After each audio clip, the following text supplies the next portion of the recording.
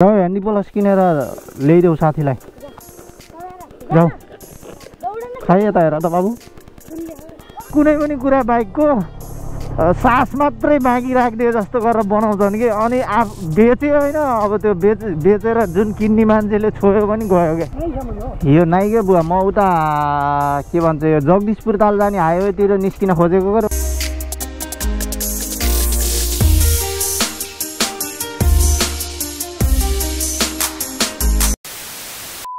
So, hello everyone, welcome back with new vlog. I hope so.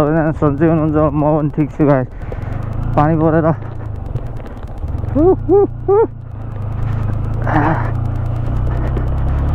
ठ्याक्क लागा भाइको घरसम्म मात्र बित्छ क्या गाइस उताबाट आएपछि पानी पऱ्यो भने ल्याङ हुन्छ यार के हो जुदाउने हो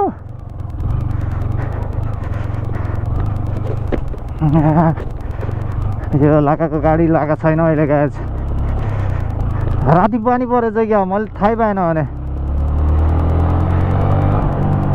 त्यही त गाइस यो ब्लग मैले ठ्याक्क आज एकादशी हो कि एकादशीको दिन सुट गरिरहेको छु बिहान है 8 बजे छ होइन म चिया पिएर निस्केको हिजो अस्ति त पानी नै पर्यो नि त हाम्रोतिर यो धानहरू काटेर सुकाएकोलाई झन् कस्तो ल्याङ हान्थ्यो स्टिल अहिले पनि पर्ला जस्तो गरिरहेको क्या आज पनि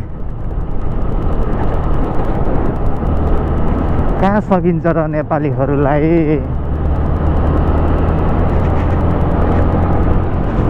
अनि ठ्याक्कै यहाँ बनगाई भन्दा उता बाटो चाहिँ सबै डाइभर्सन छ क्या उता गोरुसिङसम्म यता बुटलतिर कुरा गर्ने पनि कहाँबाट तपाईँको पिप्रादेखि भनौँ न सब डाइभर्सन गराख माछा कुकुर पानी पऱ्यो भने स्टार्टै हुन्न भने यार कता कतातिर पानी पर्छ यो प्लग सलगमा के हो यार एमटीको त झन् मैले केही बुझेकै छैन त्यस्तै राम्रोसँग अनि यस्तो स्टार्टै नहुने भने झ्या नाकको त्यही भएर रिकन्डिसनवालाहरूसित चाहिँ लास्ट ख्याल गर्नुपर्छ यार फसाइदिन्छ गाइस यार कुनै कुराहरू आफूलाई थाहा हुँदै पनि फसिन्छ क्या सो गाइस म त गफ हान्दा हाम्रो लक्ष्मण घाटको ब्रिजतिर आएँ है आज एकादशी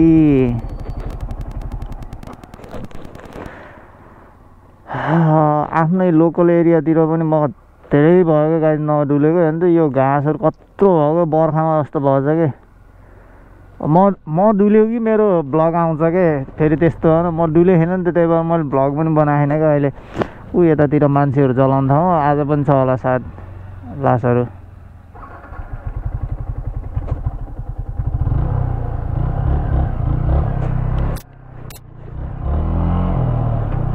त्यही भएर गाइस रिकन्डिसन हाउसबाट चाहिँ म्याक्री बाइक नकिनेकै ठिक छ यार होइन फेरि रिकन्डिसनवालाले हेरेर फेरि मलाई ढुट्टो गाली गर्ला यार भन्नाले किन्न त किन्नुहोस् कि एक राउन्ड यता गइदिउँ है त कुनै पनि कुरा बाइकको सास मात्रै बाँकी राखिदिए जस्तो गरेर बनाउँछन् कि अनि बेच्यो होइन अब त्यो बेचेर जुन किन्ने मान्छेले छोयो पनि गयो क्या मेरो मिटर त्यस्तै के गाइस अब मलाई थाहै थिएन यो पानी पऱ्यो भने मेरो बाइक कामै छैन क्या पानी पऱ्यो भने त स्टार्ट उसै हुन्न क्या स्टार्टै हुँदैन क्या अब कहाँ के भएर मलाई थाहा छैन अब कता पानी परेर के हो बाइक धुनै हुन्न भने यार धोयो भने एकछिन सुकाउनु पर्छ यार पुरै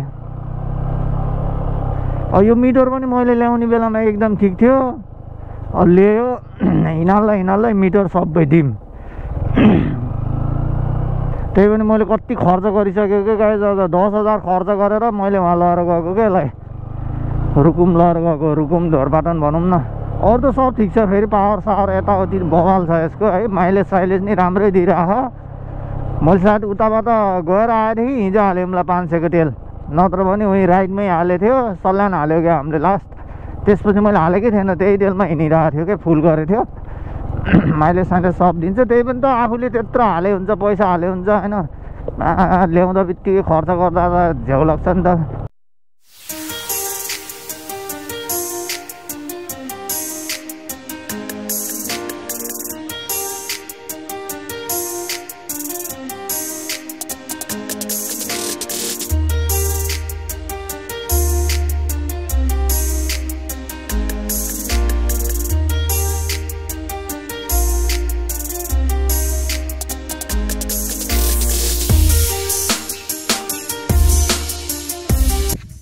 कुनै कुराहरू भनेको गाइज होइन मन हुँदा हुँदै पनि गर्नै पाइन्न कि गर्नै नसकिने रहेछ के भनौँ न।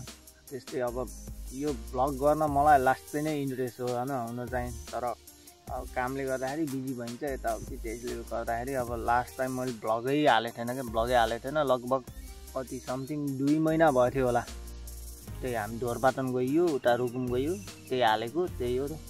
अरू भनेको अब बिजी भएपछि त्यस्तै हो कि गाइज, अब मन लाग्छ है गर्न, अनि मन लाग्दै पनि अब टाइमै नहुने कि। मैले लिने बेलामा ठिकै थियो है, ठ्याक्कै के हुन्छ नि एकदम सास मात्रै राखेर दिए जस्तो कि ठ्याक्क मैले लिएँ, अब बिग्रियो। अब त्यो किन बिग्रियो अब त्यो मलाई पनि थाहा भएन। अनि पानीमा भिज्यो भने यो यता भित्रतिर इन्जिनतिर पानी पऱ्यो भने स्टार्टै हुँदैन क्या मेरो, त्यो छ प्रब्लम भनेको। त्यो नै अरू भनेको त। अनि मैले बहुत खर्च गरेँ नि यसको, यो कुलेन बक्स पनि नयाँ हालेको, यो क्र्यास गार्ड नयाँ हालेँ मैले।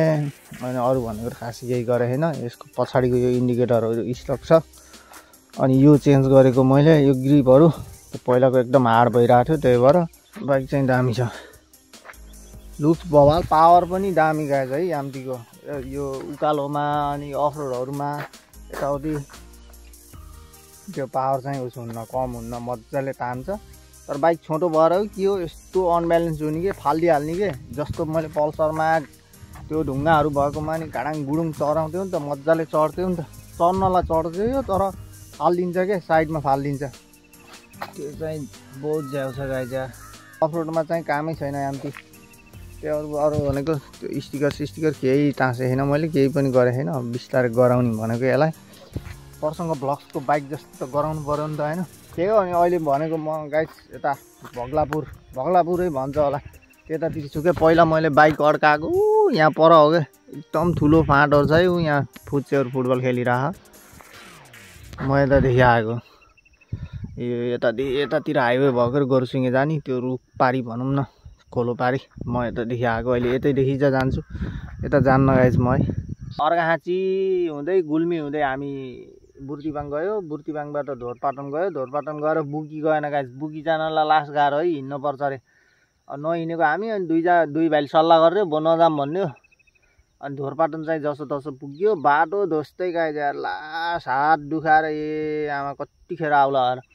त्यही हो। अनि बुकी नगएपछि हामी बुर्तिबाङ आयो, बुर्तिबाङमा मेला लगाइरहेको थियो 2 दिन जस, भित्र छिर्यो, रमाइलो गर्यो, हेऱ्यो। अनि त्यहाँपछि यता रुकुम हुँदै जाम भनेर रुकुम गयो। 2 चोटि भयो गाइस म रुकुम गएको। रुकुम गएर फेरि काँक्री हो क्या, पार्टी हाल्ने भन्दा अलि पर, लुकुम भनौँ न, लुकुम भन्दा अलि पर के भन्छ काँक्री भन्ने ठाउँमा खाना खाइयो। जस हामी पहिला लाकाहरू खम्बाहरूसँग विजय भाइहरूसँग जाँदा पनि त्यहीँ खाना खाएको थियो कि हामीले। त्यहाँ गएर अनि खाना खाइसकेपछि हामी माथि जाने भनेको थियो, के भन्छ तकसेरा जाने भनेको थियो। तर योपालि पनि गएन कि, तकसेरा जानलाई लास्टै अफ रोड रहेछ ठ्याक्कै। त्योभन्दा आज जस्तो हामी हिँडेको नि, हिजो जस्तो हामी ढोरपाटन गएर आएको, हात पनि लास्ट दुखिरहेको थियो है, हिँडेको हिँडे, त्यही भएर गएन। अनि रुकुमबाट हामी यता सल्यान हुँदै यता आइयो। अब त्यो ब्लग तपाईँहरूले हेर्नु नै भयो होला, इफ हेर्नु भएको छैन भने हेर्नु होला गाइस। अनि आज चाहिँ ठ्याक्कै एकादशीको दिन मैले भनिहालेँ गाइस, यो ब्लग सुट गरिरहेको छु। अनि एकछिन यसो निस्किन्न भनेर म निस्केको। अब म बिस्तारै फेरि घरैतिर फर्किन्छु गाइस। अरू भनेको केही छैन, कस्तो बर्खा लागेको जस्तो गरिरहेछ कि मौसम। पानी हो कि शीत हो, पानी नै परेको थियो होला राति सायद। ल भाइ, मेरो भाइ यहाँ फुच्चेहरू के गर्छ यार। त्यो दाइ फान्ने बेला होला किपर बसेको, पोलमा ठोकेर टाउकोमा लागेछ कि। हेर त खै केही नि भएन होला। खै यता हेर त बाबु, तेरो ख्याल गर्नुपर्छ नि। होइन सुन्नेको केही हुन्न, के हुन्न। मुख धौ यतातिर, मुख धौ त, झ्याप धौ त पानीले जाऊ। हो ह्यान्डी प्लस किनेर ल्याइदेऊ साथीलाई, जाऊ। खै यता हेर त बाबु, यहाँ ठोक्किरहेछ, केही भएन, थोरै काटे हो। सुन्नेको के, सुन्नेको ह्यान्डी प्लस लगाऊ। अहिले मेडिकल जाऊ है।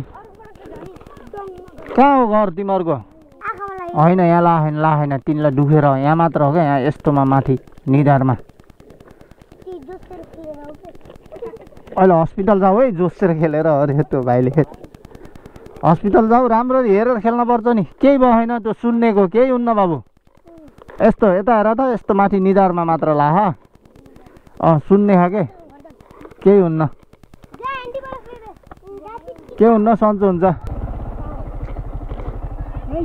यो नाइ के बुवा, म उता के भन्छ यो जगदीशपुर ताल जाने हाइवेतिर निस्किन खोजेको गरे, उता लक्ष्मण घाटको बाटो। जगदीशपुर ताल जाने होइन, म लक्ष्मण घाटको त पुल छ है, त्यहाँ निस्किन ल के। ए यहीँबाट हो, ल धन्यवाद। यही बाटो जान्छ रे गाइस, यहीँबाट नजिकै हो भन्नुभयो हाम्रो बुवाले। माकुरी यस्तो माने हाल्न खोज्छ।